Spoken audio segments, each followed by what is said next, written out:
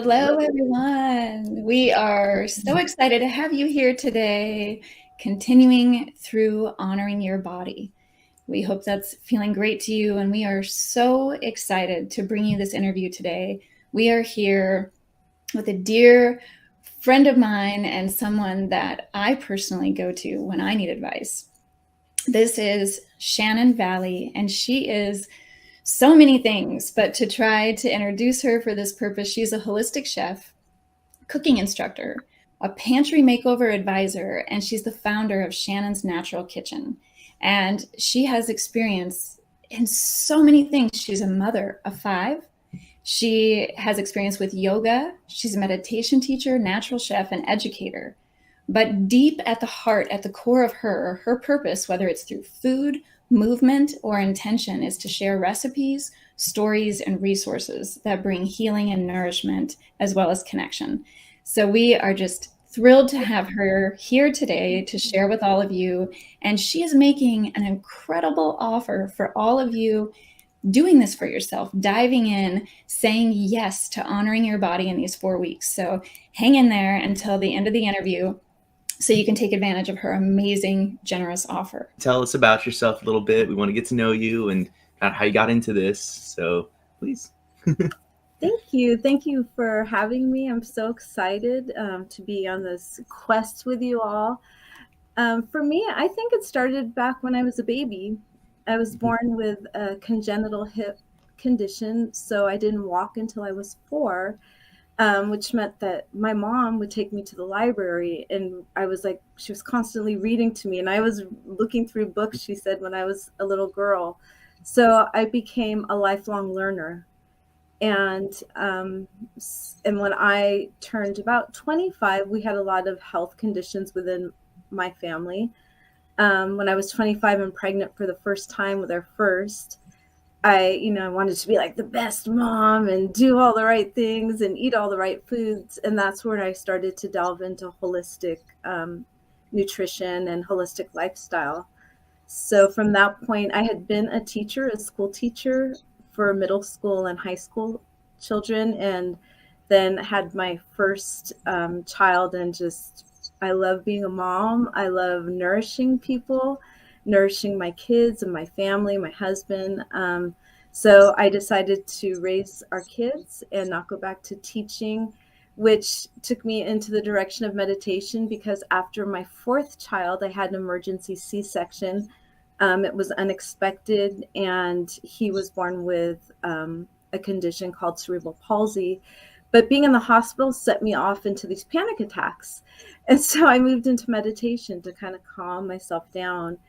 And from there, I became a yoga teacher. And then my biggest love has always been cooking and food and gathering around the table with friends and family and visiting with each other over like tea and coffee. So my lifelong dream since I was 18 was to go to culinary school. So about 9 years ago, I went to a holistic culinary school in Berkeley, California. And that just started everything for me, just to be able to reach out to people and teach what I love and share eating systems, I guess, versus diets with people. I love eating systems. I love just the feeling of that compared to what a lot of other people call it. So that's fantastic. I'm going to bring that in to my own life. And tell us a little bit more, Shannon, what is unique about you and how you approach food in your life and with your clients? I think a big thing was how I was raised. My grandfather was from the Philippines, and so he was a chef, but everything was about family, cooking for lots of people, but it was always done with love. It wasn't a chore. At least it didn't seem like a chore from my standpoint of view, because he always fed us with love. My grandma is Comanche and Yaqui. She was married to my grandfather. And so in my early teens, my mom started taking us back to our traditional ceremonies. And it was already in us. I was raised in San Francisco, but my dad would take us to the mountains every summer for 3 months. We would just be up in the mountains in nature, no TV, no radio, just playing outside all day long.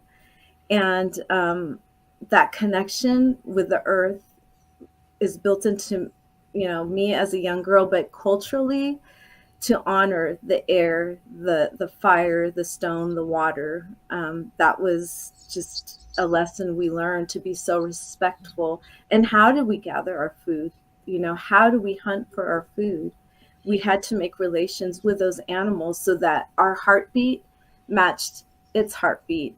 We saw the same way it saw. So like sharing this very close relationship with all beings, human and non-human, I feel like that makes me unique, but also really coming from this idea that food is medicine. This is our medicine, and we have to know ourselves, like know thyself. Those two things are like key to pretty much how I cook and how I work with my clients. Is we need to know who we are so we know how to eat and become aware of our state of being around food. But also this idea that there's a spirituality to it too. Like we are interconnected, we're interdependent with the food. It's sacred, because we're sacred and all life is sacred. And so I feel like that's how I present food to others and to myself also, and to my family. That's amazing. It really made me. As you were saying that, I was really thinking about how often I just kind of eat, and I don't really even think about what I'm eating. I'm like, that's good, but I'm like, as much of it as I can have. I'm like, oh, it's done, And so it's kind of, it really made me think about, wow, do I stop to appreciate the beauty in what I'm eating? And so I love that, and I think that'll touch a lot of people listening as well. So I'd love to know what challenges do you kind of see most often with clients? Because I think that's one of my things. I just kind of shove food in my mouth. I'm like, eat. Ooh, oh no, it's done. I felt love for a minute. And so please, can you elaborate a little bit on challenges you tend to see? Sure. I think one of the biggest challenges is how we label food, how clients label food as good or bad. And it's like, oh, for 4 days this week, Shannon's going to cook us these healthy meals. I just call them meals. I don't put the healthy. They're just like these delicious, nutritious meals. And then we can have our cheat days. And so we have all these tricky like thoughts. And so that's a challenge, the labeling of food. But like you're talking about, there's different levels. The culinary school that I went to, we had to do a lot of case studies. We had to work with people with various conditions, health conditions, as well as athletes and just everyday people, families, and so one level is eating for pleasure, where we're just like not paying attention, we're just eating. And that tends to be more processed foods. Like we're grabbing boxes, there's less fruits and vegetables. And so maybe it's more for some people emotional eating or compulsive eating. We're just not aware. And that's not a judgment thing or a bad thing. A lot of us were raised that way. Sometimes my mom would say, here, have a cookie, to make us be quiet. And so a lot of our childhood habits are our adult habits, to like calm ourselves or to numb ourselves or to appease something. And so, and again, that's not a bad thing. It's just an awareness thing. And then the second level, which I can tend to fall under, is eating for energy, where my blood sugar is like, okay, it's time to eat. And you're just like, I got to eat because I waited so long, and like shoving food in my mouth. And I'm trying to pick, more healthy options.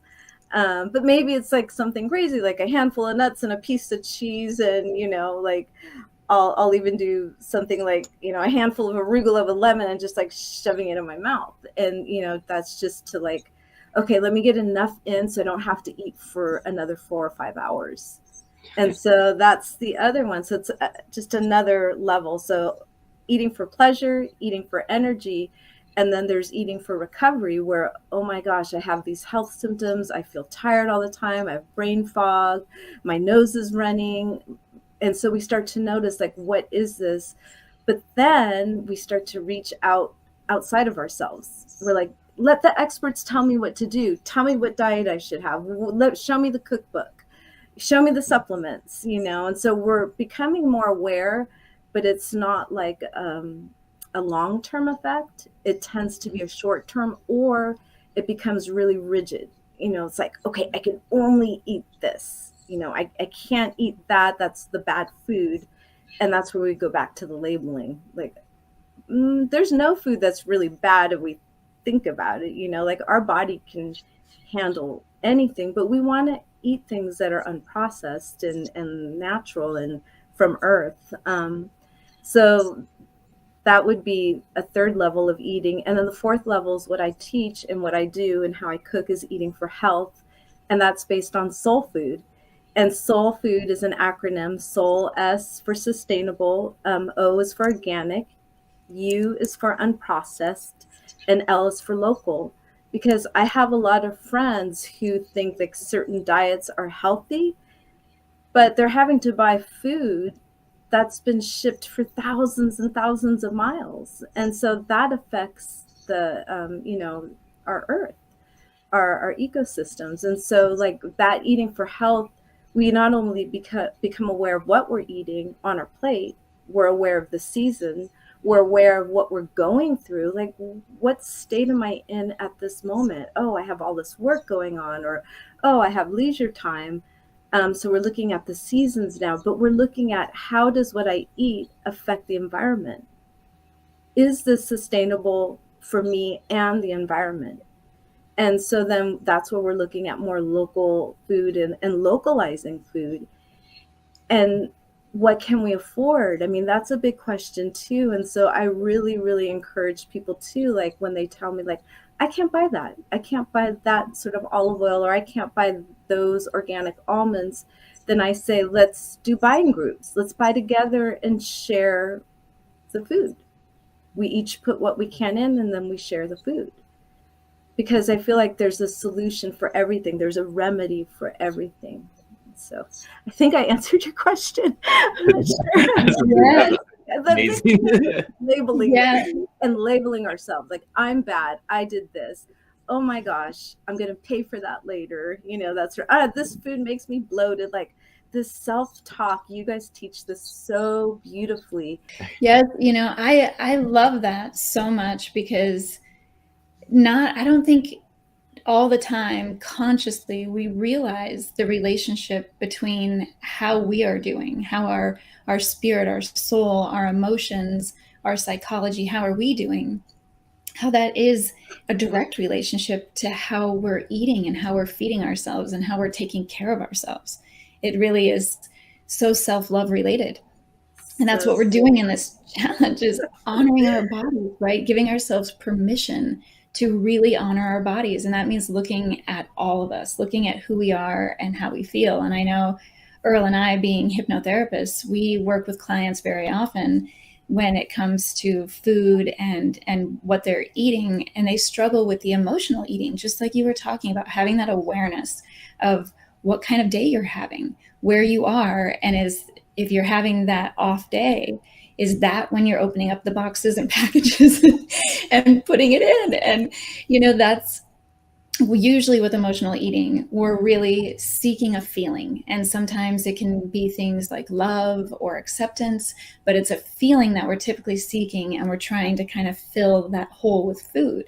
And we know Shannon has taken our emotions release course. And just in her own lifestyle, as she is explaining, she understands the importance of our emotional well-being and our mindset, our state of being, and how that relates to food. So what would you say or recommend for those people who find themselves in that category, Shannon, of being drawn more into the emotional eating? What would you recommend as a kind of a first step? Well, for me personally, because I think all of us can do some emotional eating, and when I feel that overwhelming, like by taking your course, I had to, pause before I eat. Let me just see what is going on in my body. Sometimes it may be emotional things. Sometimes it's just that we're literally thirsty. We're like dehydrated. It's like, okay, let me check and see what's going on. But then sometimes it's just that urge, like I just want all the cookies to feel good right now. And I use tapping religiously. I tap so much, like through like what is really present in this moment that I'm wanting to reach for that cookie. And I don't really want the cookie. I want to feel soothed. I want to feel that sweetness. And then at other times, I've worked with an Ayurveda doctor, and I said, I'm not a cheese person, but it's just like, I just want to eat cheese and I want to eat ice cream, and I'm not an ice cream person either. I mean, I like it. If you say, hey, you want to go get a cone? I'm like, yeah, I'm with you. But there's things that are also grounding. Like those foods can also ground. So again, it's coming back to not labeling and and and coming to a place of, how do I love myself in this moment? Can I journal that? Like, can I journal? You guys brought me back to journaling a lot and asking questions. You taught me, ask questions that you want answers to. And that's huge. Like, ask those questions that you actually want the answers to versus, am I fat? And if you tell me no, that's like, oh, I can have a cookie then. Because you just said that I'm not fat, but I didn't, that's not the answer that I want. Like, is this in alignment with how I'm feeling right now? What do I need, a hug instead? Or, do I need to laugh, do some laughing yoga or some movement, to bring, to kind of shift the energy in the body? So I think just always pause, like take that sacred pause, stop for a moment, and just ground yourself, feel your feet, do some breath work, do some square breathing or some sort of breathing, and then just ask the question that you actually want the answer to. And if it gets like, when I'm hitting a wall, I tap, because that kind of breaks my little spell that I'm having with, whatever's happening at the moment. Yeah, I call them spells. There's a spell. It's not me, it's a spell coming from somewhere else.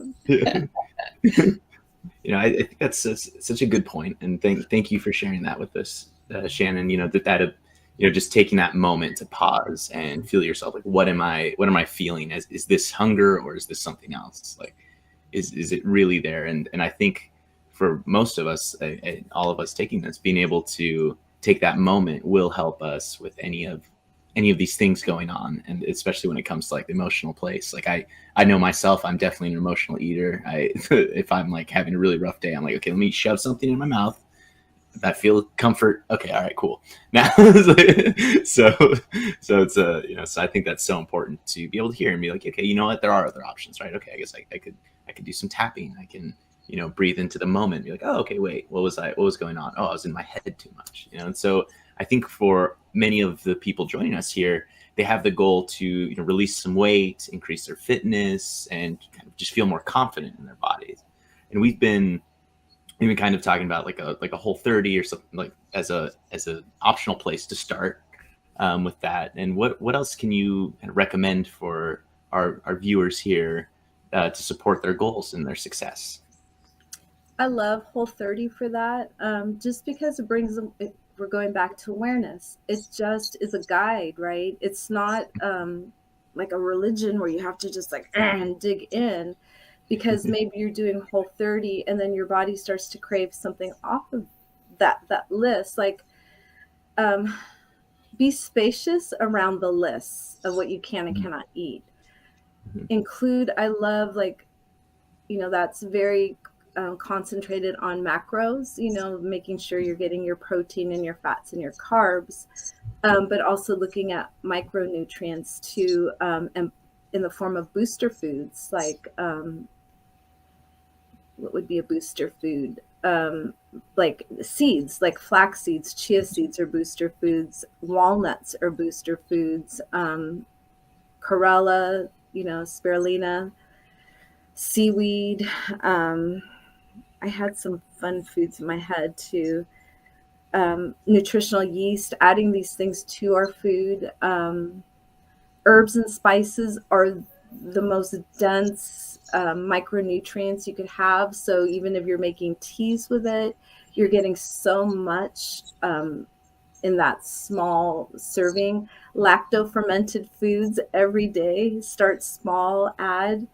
You might just start with the juices of that lacto fermented food, like sauerkraut. And there's so many different sauerkrauts or krauts or fermented foods. You know, there's kimchi, there's fermented dairy, kefirs, yogurts. I stay away from kombucha a little bit because people tend to just like down the whole thing. So like if you're doing a kombucha, just a little bit, you know, it's not meant to drink the whole bottle of kombucha. Fermented veggies and fruits are huge. So like introducing lacto fermented foods, because that's going to help your gut. That's going to help digestion. It's going to help you to actually be able to assimilate your food and, you know, use it.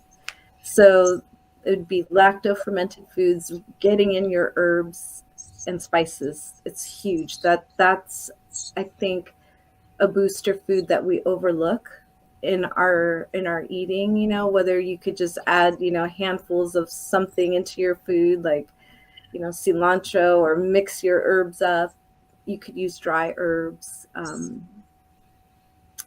That's what I recommend. And introducing some sort of bone broth, whether it's bone broth or a mineral broth or a veggie broth, get that in your booster foods. And I think the big thing is, though, within this, when you're starting Whole30, sometimes lists become like, you can have this, and people get resistant and rebellious because there's no freedom in that. And so that, again, our biggest thing is to be even intuitive while you're doing a Whole30. Be intuitive with it. Like, start to know your body, know what it needs. Notice, like, make a note in your head or on your phone, like, oh, when I ate this, I felt great. When I ate this, I didn't feel great, because it's still for the general public, and we're individuals. And so food is going to sit differently with each of us. And so just to keep that in mind when we're doing any type of shift in our eating. Yes, I think that is so key. And I love that. I love the focus on really listening to your own body, your own unique self, and tuning into what it is. If your body is craving something, sitting with that awareness again and asking, am I thirsty? Am I, like for me, when I notice when I'm barely thirsty, that's when I crave sweets. So anytime I start to have a sweet craving, I try the water first, and almost every time that's all I needed. So I love that. And these might be very similar answers, but we also have a lot of people, a lot of listeners right now who are tuned in, and they're facing a health challenge in their life right now. And they're really hoping to honor their body in a way that supports their goals around their health challenge. So do you have any additional recommendations or things that may support their goals, or is it pretty similar? So we have, how I was trained, we have diet direction. And so diet direction, there's three. There's a building, and that tends to be more of a paleo type diet, or even keto for some people. Like for me, my body can't take all that fat in. So I just, you know, I have to listen to my body. But in a building diet, it tends to be for people who are recovering from illness. They're maybe having symptoms. So it's more heavy in protein, because our body needs the protein, and whether that be animal protein or plant protein like beans. Just check in with that, because I know Whole Foods or Whole30 doesn't really focus on that. So you just focus on the proteins that are right for you. But then we also have a cleansing direction where it's barely any protein, and it's more of almost a vegan, but you can cook your vegetables, and it's low in nuts and seeds. So it's more of like maybe juicing and more raw or vegan type diet. It's a non-sustainable direction. And so we always encourage people, this is a very short, small window, because the body needs what the body needs. And so it's, your body's always going to adapt and change according to the season. And then there's a balancing, which is a mixture of both. And it's based on paleo, but more on the traditional diets like Weston A. Price, that includes grains. How do we prepare our grains? That's huge when you're recovering or not feeling well, is how are you preparing your foods? And so be aware of that. Like, cooking your foods, especially when you're not feeling well, is helpful because it's helping with the digestion, especially with vegetables. So doing things where it's not requiring so much digestion would be like that cleansing, but then coming into a building diet. So I like to just kind of go through those and see how my body feels. And so also listening to the season, especially when you're not feeling well, how do I match with the seasons? If you can't go to a farmer's market to see what's seasonal, check online for a CSA box. So community supported agriculture, see what's in there. You might not like everything that's in there. You could switch it out, but at least you'll know what's in season, because the season prepares our body for the temperature, for the time change. We've just finished winter. We had like lots of heavy warming foods. The way we cook in the winter is different. We roast things, we bake things, we stew things. So it takes a long time. It's richer with more fat to keep us warm. And then, as in the old days, as we got towards the end of the winter, our food became scarce because we stocked up during the summertime, and then there was less food to eat the closer we got to spring. So it was almost like we were fasting at, towards the end there. And then we move into spring and we have all these little green shoots. And so you're seeing asparagus shooting up, you're seeing, green garlic and just like arugula, all these very bitter, which helps with our gallbladder and, with the bile and everything. So then that's optimizing our gallbladder and our liver so we could better digest. So we have these spring foods and they're becoming more cooling for our body, and they're healing for our body, and they're tonics, nettles, dandelion, all come in the spring. And then that prepares us to go into the warm, hot summer. And then we have all these juicy, cooling fruits and vegetables that we're eating. And that is what our body is craving for health. It's creating what the seasons bring and the activities that the season brings. So we're supposed to just hibernate in the winter, relax, rest, restore, just like compost all those ideas, let them process quietly, tell stories, be with family. And then you start to get more active. And even within not feeling well, there's, some movements that we can do that move that stagnant energy of the winter. Anybody, whether you're not feeling well or you're having conditions or not, like really start to tune into what's available and start to focus on that. But again, going back to lots of bone broths, lacto-fermented food, booster foods, being kind to yourself, not beating yourself up because this is, like I'm feeling this way right now, but I used to be like this, and just this is where your body is, and just nourishing it from the inside out. You've been saying so many things that really get me thinking about my food. So I appreciate all of it. I'm sure that if it's helping me so much, I'm sure it'll help everyone else so much too. And I love that. I love what you had to say about getting food from the farmer's market. I never really thought about that so much, like where my food is coming from, or where because I'm like, oh, well, I had those vegetables, but where did it come from? And it's so often I'm not, tuned into that. And I think that's so important to kind of get into that space where you can realize it is to eat local and do that. And that was very inspiring for me. I would love, is there any other key information that you want to give us to help inspire people the most, Yeah, I think too, like when doing Whole30, and I feel like this eating does a good job, is you have to diversify your food. I see a lot of people just eat the same thing over and over: chicken, sweet potato, broccoli, and I'm like, I have a hard time with certain clients, especially athletes, because they're like, brr, brr, brr. And I'm like, oh my gosh, and they're not enjoying it at all. So we have to diversify our proteins. Like, we're not eating chicken every single day. You need to get different things in there. You could sneak in the organ meats, like grind it up in your, your turkey or your beef or whatever you're eating. Get some organ meats, even if you have to get a desiccated form and a pill form, but get those organ meats in. That helps too when you're recovering or not feeling well, to get that in. They're nutrient dense foods, but really switch things up. Don't keep it the same. It's like, in permaculture, people are like, oh, we just want our native plants. Well, we need all those other outside plants coming in.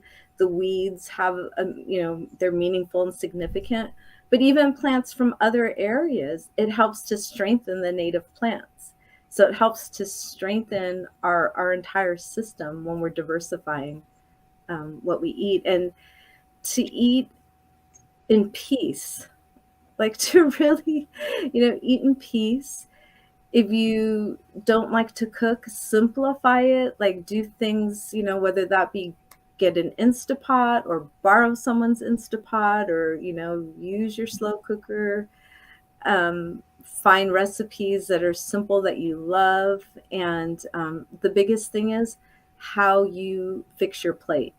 Like, even if you want a snack, like I just think I saw Earl, like, I just want to like put, Yeah. you got like beautiful plate, and then put things on it, your seasonal fruit. Right now we're not into berries or anything yet, but apples, or if you like your organic tortilla chips with homemade salsa, like creating, like, the food is to look beautiful to you, not just like slopping it on there, but designing it in your way so it feels good. And then setting your space. Like, if you have your fancy placemats, don't keep them locked away. Like, bring everything out, use natural material, pretty plates, borrow them from people if you need to, and just make it feel really peaceful and harmonious and visually appealing to the eye. And if you just have like this slab of meat, chop up the cilantro or the parsley and get it on there. Make it just feel like full of vitality. Yeah.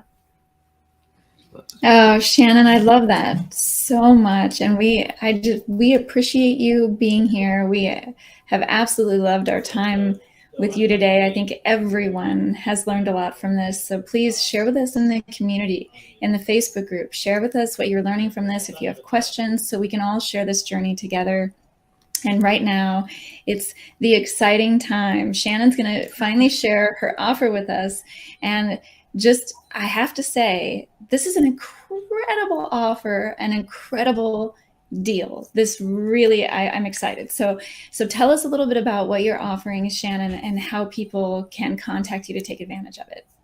Great. So I'm so excited to share this with you all. I will be doing pantry makeovers, or I do pantry makeovers. And the biggest part for me is, like, I just get to sit with you guys, hear what your intentions, what your goals are within this, especially within this quest, your 30-day quest. What is it that you want? And so let's look at what you're eating, without saying this is bad, this is good, but there's so many things that will optimize this time that you're doing your whole 30 and optimize your health in general, and you'll feel it immediately. And so my dog is scratching, I'm so sorry. It's like, so I'm going to sit with you and we're going to talk about those goals. I want to hear about how you're shifting, what you're eating, what you've eaten in the past before the 30 days. And then we're going to just look at what you have. We're going to look at your spices. We're going to look at your inside your pantry, even the grains. Like, grains are not evil. That's the other thing. Like, we have to stop villainizing our food. So I'll help you with all that. Healthy oils, booster foods, brand recommendation, where to source them. So I'll help with all of that, and then answer any questions that you might have for me regarding your pantry, and maybe even if you have questions regarding Whole 30. That's incredible. And Shannon, how long are these sessions that you're offering? The sessions are an hour long. If it goes a little bit over, I'm not like, because for me, it's really getting to know my client and making sure they feel confident when we get off the phone. Okay. And I will leave you with a list. I will email you a pantry list. So everybody will have a pantry list also. So it's their go-to list that they can check off. And so one way to reach me is through Instagram. You can message me on Instagram at Shannon's Natural Kitchen. Okay. And just to just reinforce one more time, the magnitude of this offer, you would normally be paying 3 times this or more to have this opportunity. Shannon is offering these hour-long makeover sessions for $45. That's right, $45. That you won't want to miss this opportunity. I'm telling you, Shannon is very unique. She's so special at what she does. I trust her wholeheartedly, and she's who I turn to when I need help and advice. So I couldn't recommend her more highly. This is so generous of her to bring this offer to everyone here in this group. And please share with your friends too. If someone's coming to mind right now and you're thinking, oh my gosh, my mom, my sister, my friend, my loved one could use this, then share this opportunity with them as well, because this is really a great time to have that support with that we all need. We're not on our own. We don't have to do this by ourselves. So take advantage of this support and her knowledge, all of her skills and experience. And thank you again, Shannon, for being here. Thank you so much. Yes, amazing. Appreciate this time with you. Yeah. And thank you to all of you out there in the audience who are doing this for yourself, taking this time to say yes to honoring your body, going on this quest with us, being brave and courageous, being vulnerable, and diving in. So thank you all for being here, and we'll see you on the next one. Bye. Thank you.